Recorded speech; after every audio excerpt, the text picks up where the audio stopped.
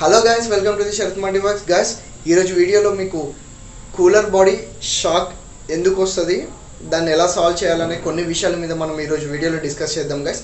So మీకు ఈ video నచ్చినట్టయితే లాస్ట్లో లైక్ చేయండి. అదేవిధంగా మన ఛానల్ ఎవరైనా ఫస్ట్ టైం విజిట్ చేసినట్టయితే కింద ఉన్న సబ్స్క్రైబ్ బటన్ని సబ్స్క్రైబ్ చేసుకోండి గైస్. ఈ వీడియోని మీరు మాత్రం స్కిప్ చేయకుండా ఎండ్ వరకు చూడండి. డెఫినెట్గా స్కిప్ చేసినట్టయితే కంటెంట్ మిస్ అవుతారు. ఓకే గైస్, లేట్ చేయకుండా వీడియోలోకి వెళ్ళిపోదాం.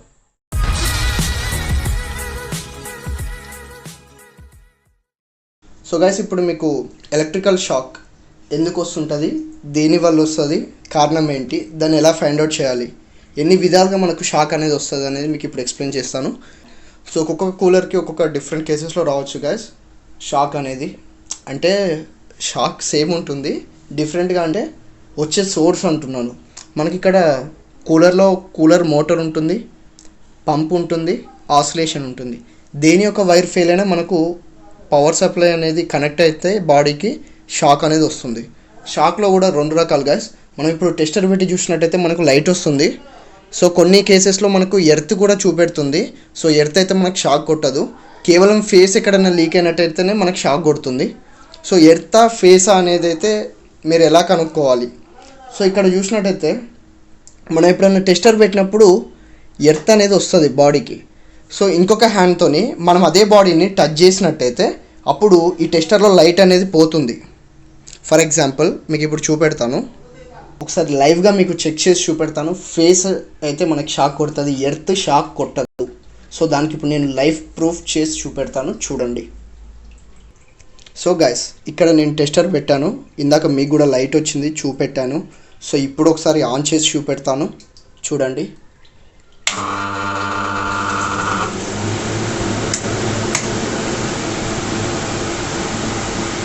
సో గాయస్, కొంచెం సౌండ్ డిస్టర్బెన్స్గానే ఉంటుంది, ఒక్కసారి మాత్రం క్లారిటీగా గమనించండి. సో ఇక్కడైతే మీకు లైట్ కనబడుతుంది కదా. సో ఇదే లైట్ని నేను ఏ విధంగా చెక్ చేస్తానంటే, ఇప్పుడు మనకి ఇక్కడ నుంచి పవర్ సప్లై వస్తుంది కదా. సో చూడండి, ఇది నా ఫింగర్. సో నేను కూడా ఇందులో ఇన్సర్ట్ చేస్తాను, చూడండి. సో ఒక ఫింగర్తోని నేను టెస్టర్ని హోల్డ్ చేశాను, ఇంకొక ఫింగర్తోని నేను ఇందులో ఇన్సర్ట్ చేశాను, ఇంకో ఫింగర్. చూడండి, నేను ఎప్పుడైతే అదే వాటర్లో ఇన్సర్ట్ చేస్తే లైట్ అనేది వెళ్ళిపోయింది. కారణం, ఈ ఫింగర్ ద్వారా, నా లెఫ్ట్ హ్యాండ్ ఫింగర్ ద్వారా ఎర్త్ అనేది భూమిలోకి పాస్ అయిపోయింది కాబట్టి టెస్టర్లో చూపెట్టట్లేదు. ఇప్పుడు ఎప్పుడైతే ఫింగర్ తీసానో అప్పుడు చూపెడుతుంది, చూడండి. మళ్ళీ ఏల్ ఇన్సర్ట్ చేశాను కూలర్లో. సో ఆ పవర్ అనేది నా బాడీలో నుంచి ఎర్త్కి వెళ్ళిపోతుంది. సో ఇది గ్యాస్ ఎర్త్ అంటే. సో ఫేస్ మీరు ఈ విధంగా టెస్టర్లో చెక్ చేస్తే ఫేస్ అనేది చూపెడుతుంది, కానీ మీరు వేలు పెట్టినట్టయితే షాక్ కూడా కొడుతుంది గైస్. కొంచెం జాగ్రత్త, నేను కేవలం మీకు చూపెట్టడానికే. గైస్ చూసారు కదా, ఫేస్కి ఎర్త్కి డిఫరెన్స్ ఏంటి, ఎలా ఫైండ్ అవుట్ చేయాలనేది మీకు ఇప్పుడు లైవ్గా చూపెట్టాను. సో మీరైతే ఫేస్ని ఫైండ్ అవుట్ చేసేటప్పుడు అయితే ఖచ్చితంగా చెప్పల్స్ వేసుకోండి గైస్. సో రిస్క్ అయితే తీసుకోకండి. సో ఇప్పుడైతే మనకు ఫేసా ఎర్తా అనే డిఫరెన్స్ అయితే మనకు తెలిసిపోయింది. ఒకవేళ ఎర్త్ అన్నట్టయితే లైట్ తీసుకోండి గైస్. ఒకవేళ ఫేస్ వచ్చినట్టయితే అంటే ఫేస్ అనేది మనకు షాక్ కొడుతుంది. సో ఇప్పుడు ఫేస్ వస్తే ఎలా ఫైండ్ అవుట్ చేయాలి ఏంటి అనేది మీకు ఇప్పుడు చూపెడతాను వీడియోలో. సో గైస్, ఇక్కడ మీరు కూలర్ మోటార్కి సంబంధించిన స్విచ్ ఉంటుంది కదా, అదేవిధంగా ఆసిలేషన్, పంప్. సో ఈ మూడు స్విచెస్లో మనకు ఎప్పుడైతే స్విచ్ తిప్పినప్పుడు షాక్ కొడుతుందా, స్విచ్ తిప్పకముందే షాక్ కొడుతుందా అనేది మనం క్లారిటీగా చూసుకోవాలి.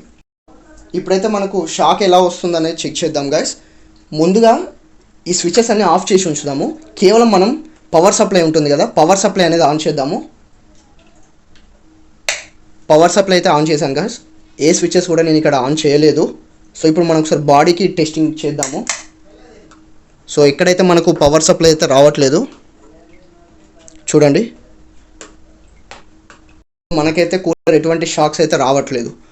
సో ఇప్పుడు మనం ఇక్కడున్న స్విచెస్ ఉంది కదా, ఒక్కొక్కటిగా ఆన్ చేసి చూద్దాము. ముందు ఆసిలేషన్ ఆన్ చేస్తాం, చూడండి. ఆసిలేషన్కి సంబంధించినందుకు ఆన్ చేస్తున్నాను, మనకి ఎటువంటి షాక్ అయితే రావట్లేదు. నెక్స్ట్ పంప్ ఆన్ చేస్తున్నాను, చూడండి. సో ఇప్పుడైతే పంప్ ఆన్ చేశాను గైస్. ఒకసారి పవర్ సప్లై చెక్ చేద్దాము, వాటర్లో ఏమన్నా కరెంట్ షాక్ ఉందా.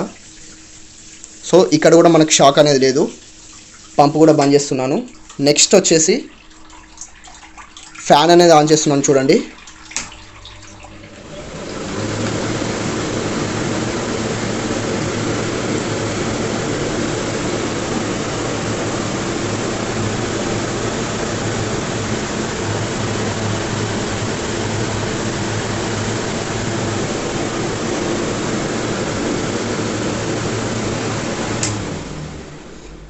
సో గైస్ చూసారు కదా, మనకి ఎప్పుడైతే ఫ్యాన్ ఆన్ చేసినప్పుడే మనకు పవర్ సప్లై అనేది వస్తుంది.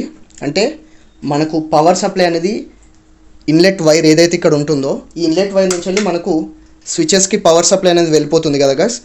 మనము స్విచ్ ద్వారా మోటార్ని కంట్రోల్ చేస్తాము, ఫ్యాన్ యొక్క మోటార్ని. సో ఎప్పుడైతే ఫేస్ ఇక్కడ దాకా వచ్చి ఆగిపోతుంది, మనం స్విచ్ ఆన్ చేసినప్పుడు ఫేస్ ఇక్కడి నుంచి మళ్ళీ ఫ్యాన్కి అనేది వెళ్ళిపోతుంది లోపలికి. ఈ గ్యాప్లో మనం ఎప్పుడు ఆన్ చేసామో ఇక్కడ ఉన్న వైర్ అనేది మనకు కనెక్షన్స్ లీక్ అయినాయి ఫ్రెండ్స్. అక్కడే మనకు ఫేస్ అనేది బాడీకి టచ్ అవుతుంది, షాక్ అనేది కొడుతుంది. సో ఇప్పుడు మీకు ప్రాక్టికల్గా చూపెడతాను చూడండి. సో గైస్ మీరు ఇక్కడ చూడొచ్చు, నేను ఇంటర్నల్గా మనకు సైడ్ ప్యాడ్ అనేది తీసి చూపెడుతున్నాను. ఇక్కడ చూసినట్టయితే మనకి ఇక్కడ కూలర్ మోటార్కి సంబంధించిన యాంగ్లర్ ఉంటుంది కదా గైస్, ఏదైతే మనకు ఫ్యాన్ ఫిట్టింగ్ అనేది చేస్తామో ఐరన్ బాడీ. సో దీనికి మనకు కనెక్షన్స్ అనేది వేసి ఉంది ఇక్కడ. సో ఇక్కడ మీరు ప్లాస్టర్స్ చూడొచ్చు. సో ఈ ప్లాస్టర్స్ దగ్గర మనకు ఎక్కడైతే కనెక్ట్ చేస్తామో ఆ వైర్ జాయిన్స్ అనేది ప్రాపర్గా వేయకపోతే ఈ ఐరన్కి కాంటాక్ట్లో వచ్చి అక్కడి నుంచి ప్రతిదీ సప్లై వెళ్ళిపోతుంది గైస్. ఫేస్ అనేది లీక్ అవుతుంది, దాని దగ్గర నుంచి మనకు బాడీ షాక్స్ అనేది రావడం జరుగుతుంది. సో ఇప్పుడు మనం ఏం చేయాలంటే, మనకు ఏ పార్ట్ ఆన్ చేస్తే మనకు కరెంట్ షాక్ వస్తుందో గమనించాము. మనకు పంప్ ఆన్ చేసాము, కరెంట్ షాక్ రాలేదు. ఆసిలేషన్ ఆన్ చేసాము, కరెంట్ షాక్ రాలేదు. ఫ్యాన్ ఆన్ చేసాము, కరెంట్ షాక్ వచ్చింది. సో ఫ్యాన్కి సంబంధించిన వైర్స్ ఏవైతే ఇన్లెట్గా వెళ్తున్నాయో వాటి జాయింట్స్ ఒకటి చెక్ చేసుకున్నట్టయితే సరిపోతుంది, ప్రతిదీ చెక్ చేయడం అవసరం లేదు. సో ఇది ఈ కూలర్కి సంబంధించిన ప్రాబ్లం. మీ దగ్గర ఉన్న ప్రాబ్లం ఇంకొక కేసు అయినా అయ్యి ఉండొచ్చు గైస్. ఏంటంటే ఇక్కడ ఫ్యాన్కి సంబంధించింది కాబట్టి నేను ఫ్యాన్స్ వైర్ అనేది చెక్ చేసుకుంటాను. మీకు ఫర్ సపోజ్ పంప్ ఆన్ చేసినప్పుడే కరెంట్ సప్లై అనేది వచ్చింది అనుకోండి టెస్టర్కి. సో పంపుకి సంబంధించిన వైర్స్ అనేది చెక్ చేసుకోండి.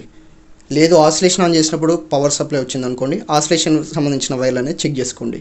సో ఇది గైస్ ప్రాసెస్ అయితే ఇంటర్నల్గా వైర్కి సంబంధించిన వరకు. గైస్ మీకైతే ఒక సింపుల్ ట్రిక్ చెప్తాను.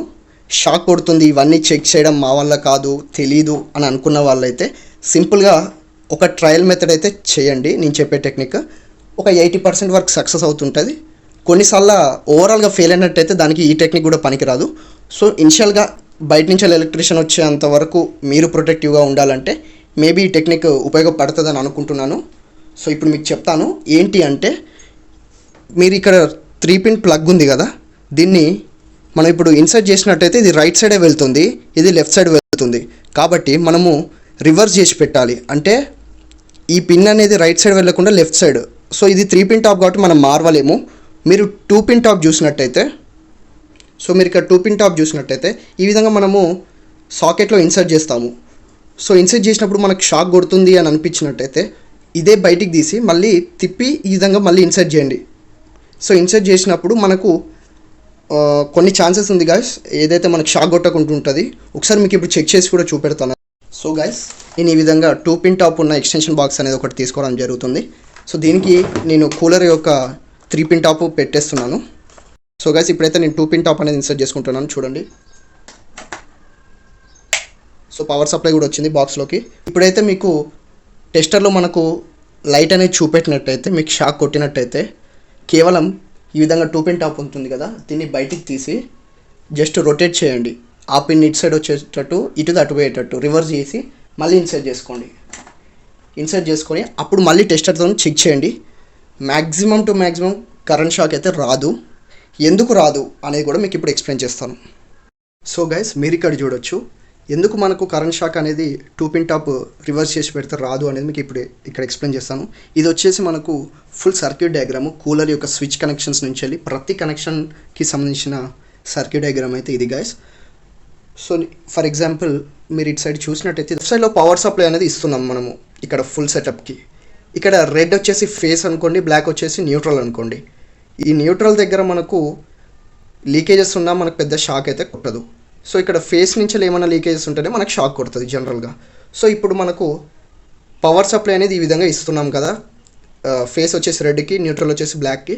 సో ఈ కనెక్షన్స్లో మనకు ఎటువంటి ప్రాబ్లమ్స్ ఏం లేవు అనుకోండి. ఫర్ ఎగ్జాంపుల్ ఈ ఫేస్ లైన్ ఉంది కదా, ఇది ఫేస్ లైన్. ఈ ఫేస్ లైన్లో మనకు ఎటువంటి లీకేజ్ కానీ జాయిన్స్ ప్రాబ్లం లేదు, కాబట్టి మనకి ఇది షాక్ కొట్టదు. రివర్స్ కేస్ అంటే 2 పిన్ టాప్ ఈ విధంగా పెట్టామనుకోండి రొటేట్ చేసి, అప్పుడు మనకు బ్లాక్ ఇటు సైడ్ వెళ్ళిపోతుంది, రెడ్ ఇటు సైడ్ వస్తుంది. కాబట్టి ఫేస్ న్యూట్రల్ అనేది మారిపోతుంది.